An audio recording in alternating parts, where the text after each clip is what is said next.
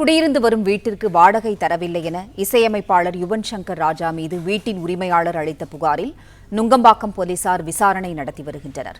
கூடுதல் விவரங்களை வழங்குகிறார் செய்தியாளர் கதிரவன். கதிரவன், வணக்கம். வீட்டு வாடகை செலுத்தாத புகாரில் போலீசார் விசாரணை மேற்கொண்டு வருகின்றனர். விவரங்களை சொல்லுங்க. பிரபல இசையமைப்பாளர் யுவன் சங்கர் ராஜா வாடகை செலுத்தாமல் வீட்டை காலி செய்ததாக வீட்டின் உரிமையாளர் கொடுத்த புகாரில் நுங்கம்பாக்கம் போலீசார் விசாரணையை துவக்கியிருக்கிறார்கள். குறிப்பா வாடகை விவகாரம் தொடர்பாக இசையமைப்பாளர் யுவன் சங்கர் ராஜாவிடம் போலீசார் விளக்கம் கேட்க முடிவு செய்து அவரது வழக்கறிஞரிடம் தகவல் தெரிவித்திருப்பதாகவும் தகவல்கள் வெளியாக இருக்கிறது. போலீஸ் விசாரணையில் வாடகை பாக்கி இருப்பதும் தெரிய வந்திருப்பதாக காவல்துறை சார்பாக தெரிய வந்திருக்கிறது.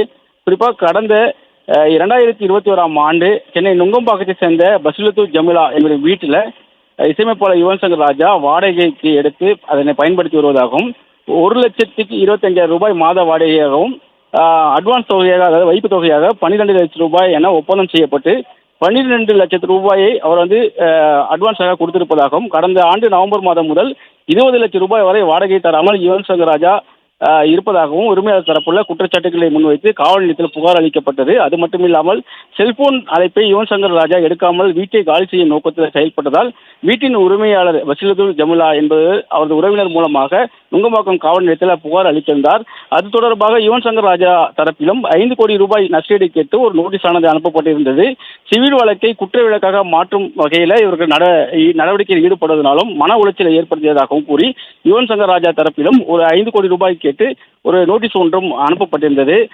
இது தொடர்பாக தான் தற்போது நுங்கம்பாக்கம் போலீசார் விசாரணையை துவக்கியிருக்கிறார்கள். குறிப்பாக ஒவ்வொரு வருடமும் மொத்தமாக வாடகையை யுவன் சங்கர் ராஜா செலுத்தி வந்த நிலையில் நடிகர் விஜய் நடித்து வெளியாக உள்ள கோட்பட ஆடியோ வெளியான பிறகு தருவதாக வாடகை பாக்கியை தருவதாக வீட்டு உரிமையிடம் உறுதியளித்திருந்ததாகவும், ஆனால் அதுக்கு முன்பாகவே காலி செய்ய முயன்றதால் அச்சத்தில் வீட்டின் உரிமையாளர் புகார் அளித்ததால் சர்ச்சை ஏற்பட்டுள்ளதாகவும் தெரிவித்திருக்கிறார்கள்.